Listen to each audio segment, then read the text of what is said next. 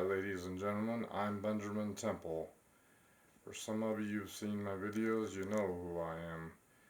As promised in a previous video, I said I was going to do a video on the Blue Goose. I've had this Blue Goose since about Thanksgiving, somewhere along in there is when I got it when I came to my parents' house. Forgive me, but I've been in the process of moving out to Iowa because I got a new job with John Deere as a Product 1 design engineer.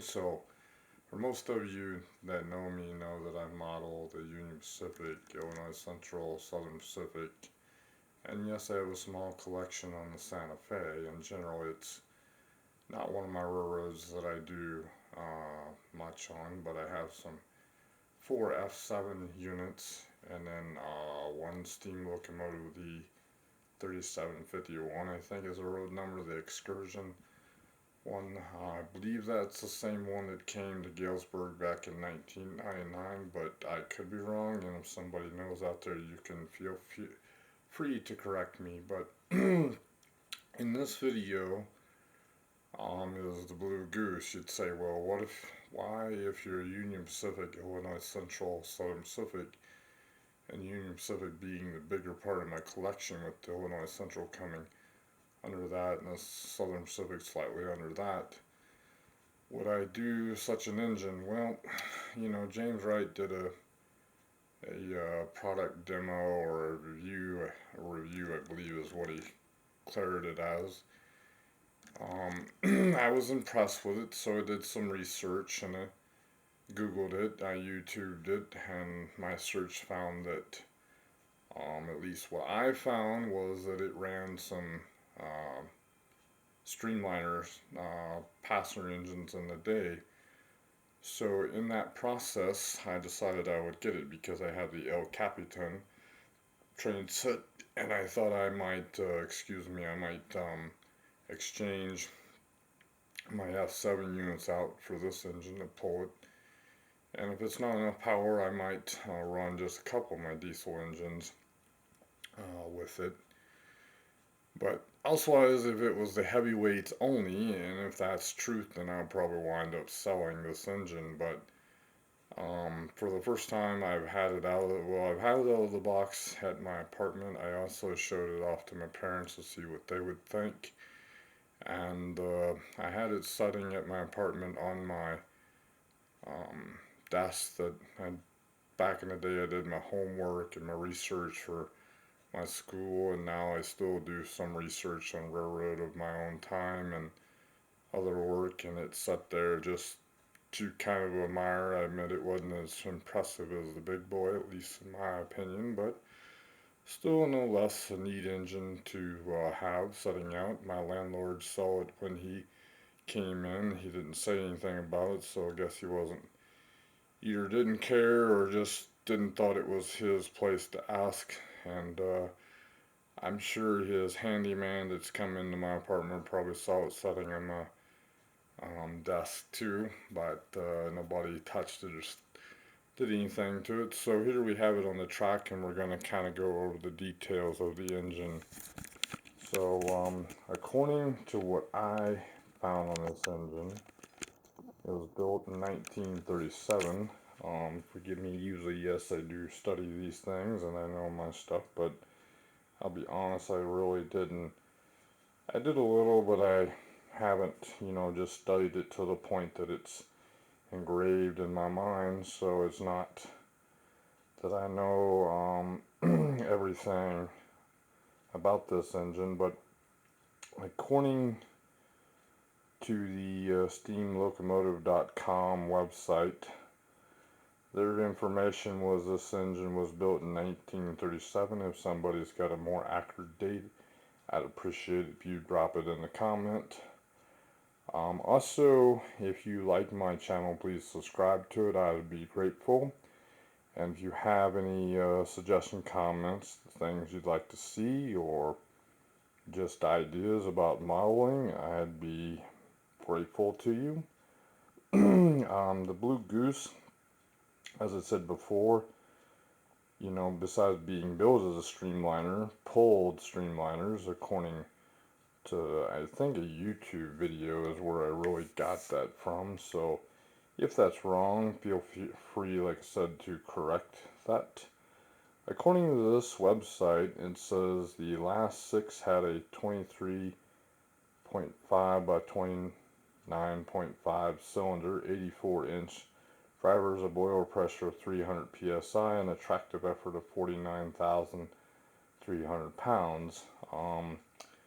I don't know if that's impressive because, forgive me, my FE F3 class is kind of my favorite, but off the top of my head, I don't remember what the tractive effort is for those particular engines. Yes, I know this is a Hudson of 464, which is smaller than the FEF class, but I still like to compare something to that just to kind of have a, well, that, more tractive effort, less tractive effort sort of thing in my head. But I have already had this kind of idling on the track. I started out with a video, but unfortunately my camera shut me down. It said too much data, so I had to go back through and delete some photos and videos off my camera so I could do this video.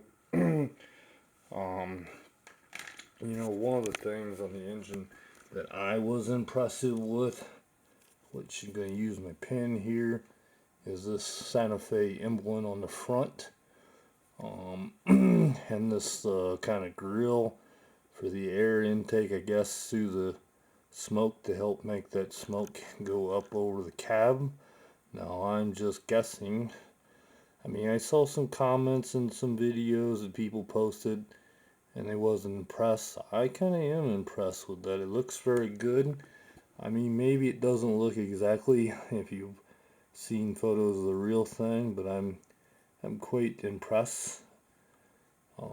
These are what's called the marker lights on an engine, and of course here's the number board that's set back where most of the engines, is set up in front. Of course, this is a streamliner, which are, the GS4 class of Southern Pacific is also the same way. I'm impressed with this neat little handrail, and of course this is the Broadway Limit Import version, which is the brass hybrid. So it's supposed to be all brass except for maybe a few plastic parts. And this hand railing looks to be either brass or stainless steel. I don't know about this piping. I didn't do any research, but I'm guessing that it might be what do they call that? The relay valve. I forget what I want to say at the moment, but of course any idiot can figure out this is a smokestack. These right here is the pop-off valves, safety valves as they're called. Now maybe not any idiot would know that, I'm not saying, but I'm just saying some things are kind of obvious, even things that people don't know about steam engine. This is the smoke whistle, the steam whistle, excuse me, smoke whistle, wow. But I've seen some comments made about it in other videos. I haven't really looked. Yes, I know I said I had this engine out for a couple weeks and looking over it, but I just set it there and I looked. I didn't turn it. I didn't do a Vanna White 360 on it and just really get down and compare. There's also, here's the I forget what they call that. That's the throttle lever or valve on the engine, I think as it's referred to.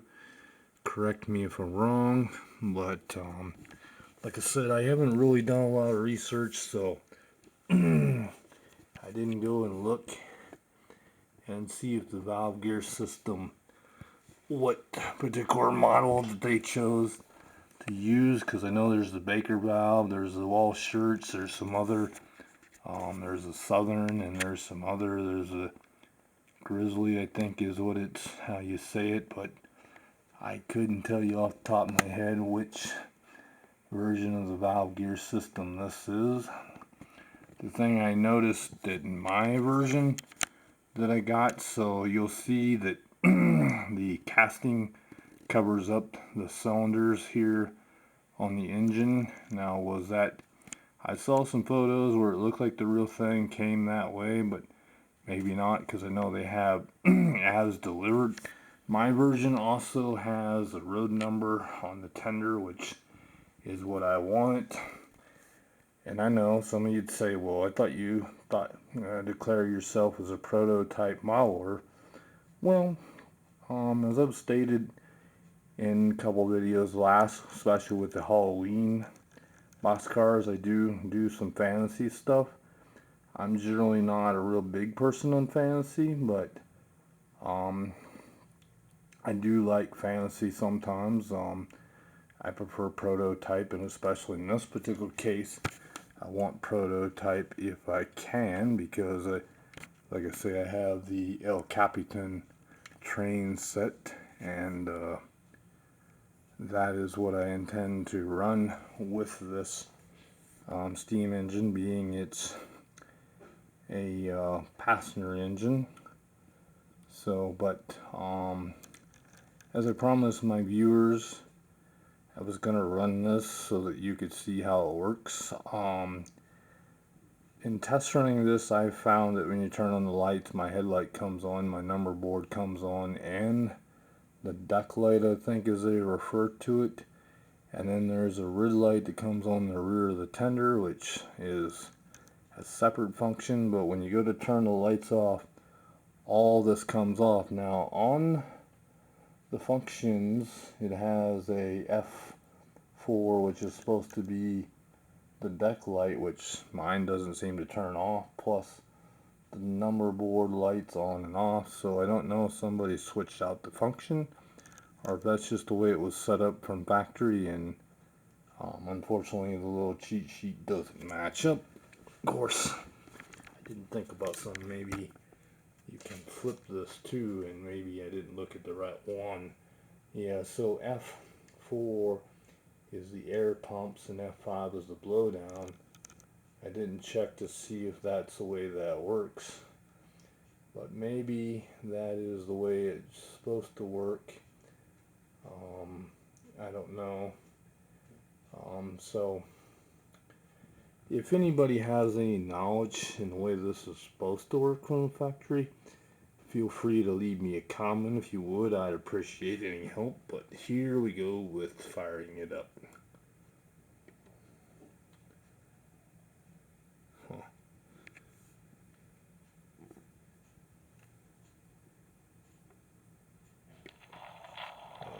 There we go. I pushed the F9, but nothing happened, and maybe I just didn't push it like I thought I did. But like I said, I already had the lights on, so of course the lights come on, but we're going to turn them off, so you can hear the dyno in it going down, and now you'll see the lights go out, all except the cab light. But I will re-fire that back up. Then of course you hear what I think is a dyno. I could be wrong. If you know more about these particular things, feel free to leave me a comment. Like I said, there's this light that is right here that is on, and then there's this red light. It does not come on unless you hit F20, and if you hit F0, it'll turn them all off, and then you may even have to push the F20 a couple times to get that red light to come on. So now I don't know if you should be able to see it, but the smoke unit is looking really nice. F2 is the steam whistle, and F1 as usual is the bell. I'm backing this engine up at number 2 slot on my controller, and you really can't see that smoke. It really does smoke. Now we're going to run as far as we can back, because I'm going to set this at full throttle, but I'm just going to slowly take it back to give me time to watch and look at my controller all at the same time. So sometimes it gets to be a little difficult to run all these things at once, or at the same time, should I say. Alright, here we go.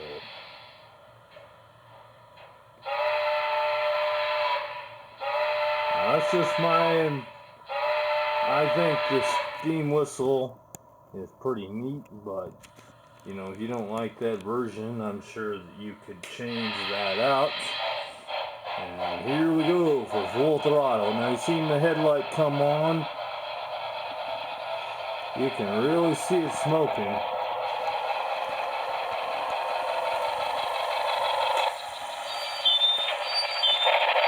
Now, I shut that down because I didn't want it to run into a wall. I mean, this engine I bought, usually I do my business through Spring Creek model trains, or I do the greater part of my purchases through Cordyville Station. John Shoemaker and his wife Becky Shoemaker, they really have done me the best as far as price. I know Spring Creek model train says they're better, but I have an Excel sheet, and when I look at that, any given locomotive car has always been cheaper through them. I've also done business with them longer, and John has been really helpful in helping me purchase things.